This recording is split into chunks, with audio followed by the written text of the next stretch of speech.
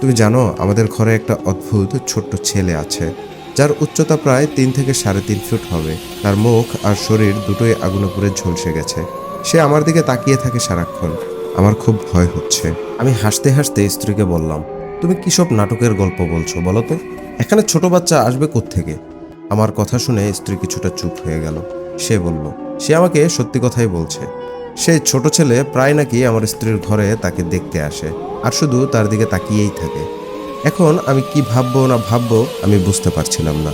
যদিও তার কথাগুলো বিশ্বাসযোগ্য ছিল না, তবুও আমি তাকে এটা বলতে পারলাম না তার অবস্থার কথা ভেবে। আমি শুধু নরম সুরে বললাম, হয়তো তোমার কোথাও ভুল হচ্ছে।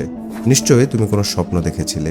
এমন কিছু তো সাধারণ মানুষ বিশ্বাসই করতে পারে না যে তাদের ঘরে পুড়ে যাওয়া কোনো শিশু ঘোরাফেরা করছে।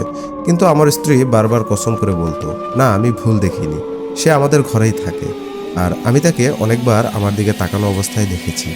আমি তাকে শান্ত করার জন্য বললাম, যা হচ্ছে তা নিয়ে চিন্তা করো না।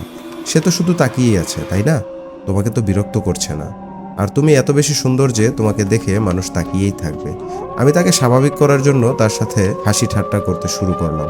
সেদিন রাত কোনোভাবে পার হয়ে গেল।